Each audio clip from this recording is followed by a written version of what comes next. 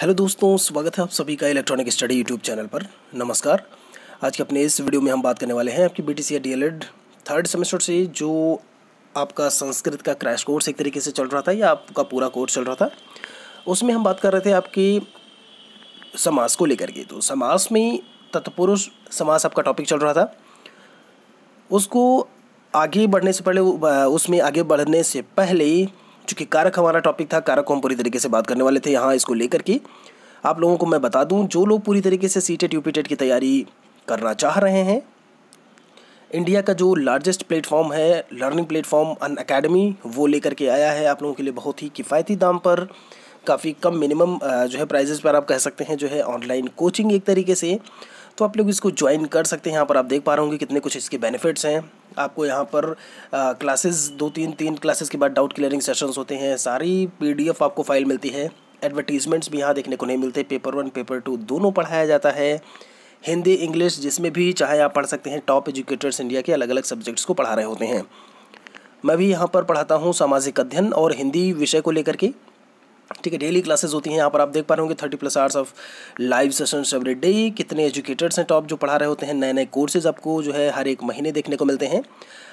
यहाँ पर आपको डिस्काउंट भी देखने को मिल जाएगा। ये यहाँ पर प्राइजेज इनकी लिखी हुई हैं कि कितने कितने रुपए में जो है इनका है। जैसे 1000 लिखा हुआ है, तो अगर मेरा referral code study stuffs online नीचे वीडियो के इस वीडियो के डिस्क्रिप्शन में सब कुछ लिखा हुआ है, अगर उसको आप अप्लाई करते हो तो आपको 10% डिस्काउंट एक्स्ट्रा मिल जाएगा।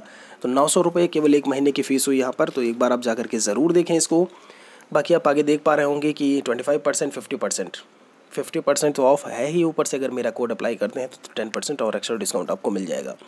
तो ये सारे बेनिफिट्स हैं। एक बार आप ज़रूर गूगल प्ले स्टोर से अनअकैडमी लर्निंग एप्लीकेशन डाउनलोड करें। जो प्लस वाला सेक्शन है उसमें जाकर के एक बार ज़रूर देखें। आपके जानने में भी जो भी हैं उनको भी इन्फॉर्म करें। अधिक जानकारी के लिए आप देख सकते हैं वीडियो का जो डिस्क्रिप्शन है, सारी चीज़ें मैंने बताई हुई हैं। ऐसे ही टॉप एजुकेटर्स आपको वहाँ पर जो है पढ़ाते हुए मिल जाएंगे।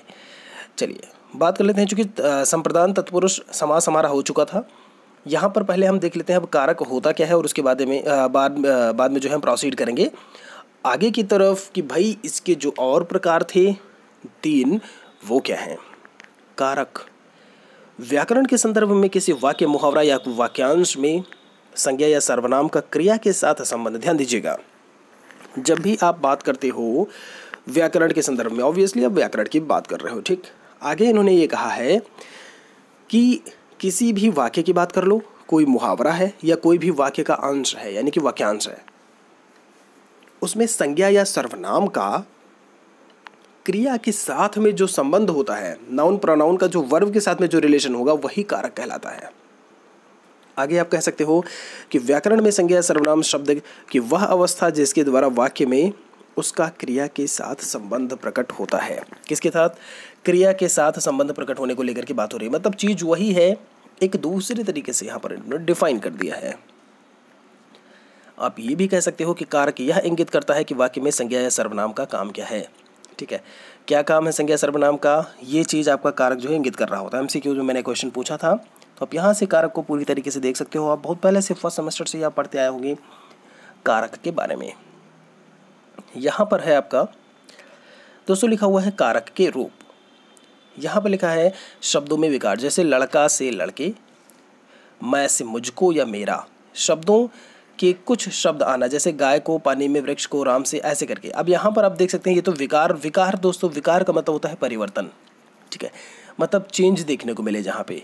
अब हम कारक के भेद को लेकर के बात कर लेते हैं। तो कारक के भेद 8 होते हैं, मतलब संबोधन को काउंट करके। ठीक है, कारक के भेद 8। यहाँ पर अगर मैं बात करूँ कारक और विभक्ति चिन्ह, सब में अंतर भी मैं बताता चलूँगा।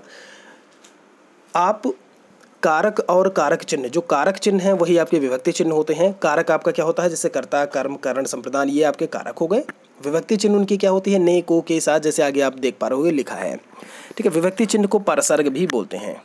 ठीक है, यहाँ पर अगर मैं बात करूँ कर्ता, देखिए कर्ता पर क्या लिखा है, प्रथमा करके लिखा है। कर्म पर द्वितीय लिखा है, करण है, संप्रदान है। ये करण क्या होगा, तृतीया, ये चतुर्थ, ये पंचमी, ये षष्ठी। ध्यान दीजिएगा, बिल्कुल ऐसे ही है। आगे आप खुद से इसमें समझ सकते हो। तो कर्ता यानी प्रथमा जो है वो ने होगा, उसके साथ में जो विभक्ति चिन्ह होगा। कर्म के साथ में जो है द्वितीय के साथ में को होता है। करण के साथ में से के साथ के द्वारा। संप्रदान को के लिए है आपका अपादान से, यानी कि अलग होने के अर्थ में, या पृथक होने के अर्थ में आप अपादान के साथ में से का यूज़ कर रहे होते हो। जब भी से आएगा, जैसे वृक्ष से पत्ते गिरते हैं, ठीक है, दीवार से ईंट गिरी, तो ऐसे उसमें क्या है, वहाँ से ईंट अलग हो रही है, वृक्ष से पत्ता अलग हो रहा है, यहाँ पर अपादान कारक होगा। संबंध में काकी के रारी रे नानी ने देखने को मिलेंगे। वहीं अधिकरण की अगर बात की जाए तो में और पर होता है। संबोधन में हे, अरे, ओ, भो, ये सारी चीज़ें आप जो है वहाँ पर बता रहे होते हो। तो ये है विभक्ति चिन्ह, कुछ पहचान चिन्ह एक तरीके से, या कारक चिन्हों की बात कर सकते हो कारक के साथ में। आगे देख लेते हैं, 4 लाइनें हैं and with the help of that lines आप जो है कारक को याद कर सकते हो। देखिए यहाँ पर ये 4 लाइनें लिखी हुई हैं। लिखा है, कर्ता ने अरुकर्म को कर्ण रीति से जान, संप्रदान को के लिए अपादान से मान। काकी के संबंध हैं पर अधिकरण में मान, हे, अरे, ओ संबोधन है, मित्र धरहु यह ध्यान। अब यहाँ से देख लीजिए, कर्ता के साथ में नहीं आया है, कर्म को आया है आपका, कर्ण रीति, कर्ण के साथ में रीत से आया है आपका, संप्रदान को के लिए अपादान से। देखिए सब में आपका सारी चीज़ें लिखी हुई हैं। अधिकरण में पर होता में और पे पर होता है, देखिए वो भी लिखा हुआ है।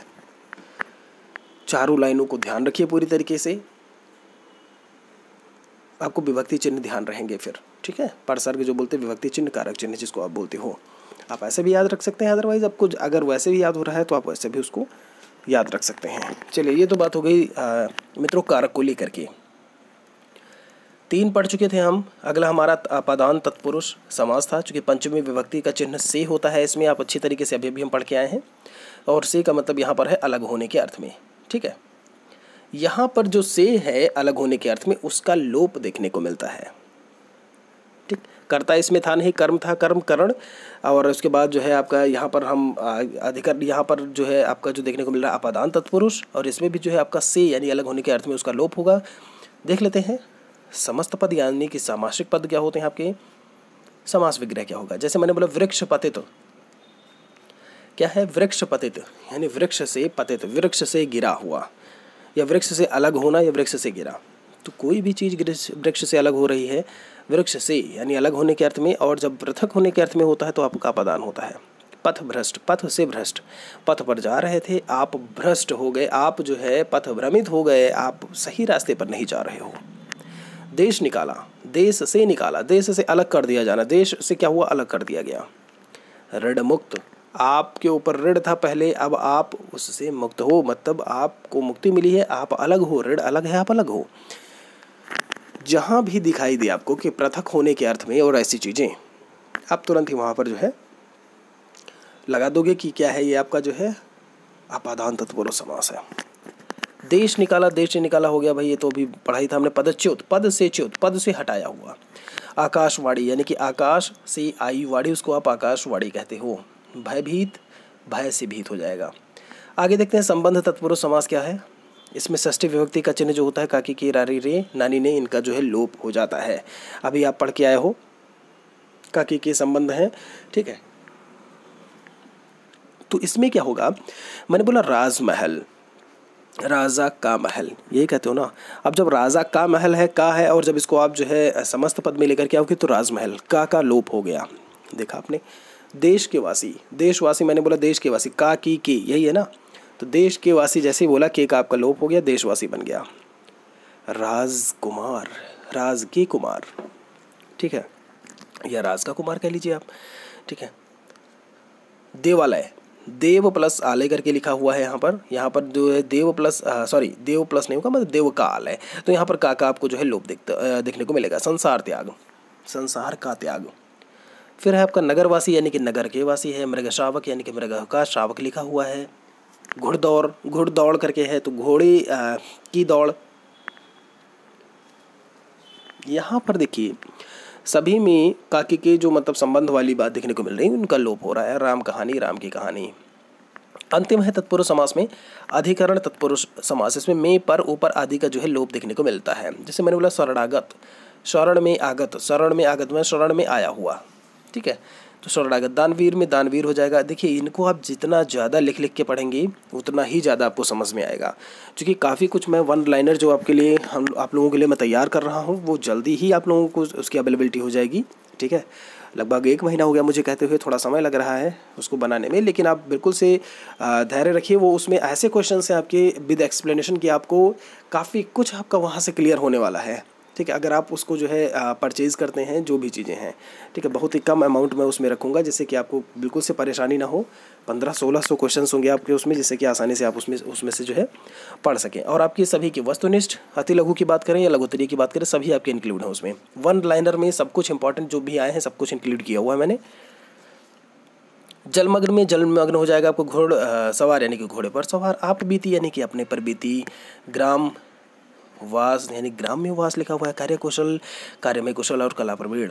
देखिए यहाँ पर लिखा है, अगर मैं बात करूँ एक चीज़ लिखी हुई है इसमें कि अन्य जो है नई तत्पुरुष समास होता है। एक उपभेद भी है जिस शब्द में ना के अर्थ में आ या अन का प्रयोग होता है। जैसे मैंने बोला असंभव तो ना संभव, जो संभव ना हो। अधर्म यानी कि ना धर्म, ठीक है। अनहोनी तो ना होनी, अनचाहा ना चाहा। एक आपका नई तत्पुरुष समास भी होता है, एक इसका उपभेद भी है। इसको भी आप बहुत विशेष तरीके से याद रखिएगा, ठीक है। तो दोस्तों इतना ही था आज के इस वीडियो में। उम्मीद करते हैं कि सारी चीज़ें आपको इस समास में समझ में आई होंगी। अगला हमारा कर्मधारय या जो भी समास होगा उसको हम लेकर के पूरी तरीके से बात करेंगे। वीडियो को लाइक कर दीजिएगा, अच्छा लगा हो तो शेयर भी कर देंगे अपने दोस्तों के साथ में, उनकी भी हेल्प हो जाएगी पूरी तरीके से। मिलते हैं अपने अगले वीडियो में किसी नए टॉपिक के साथ में। शुक्रिया तब तक के लिए।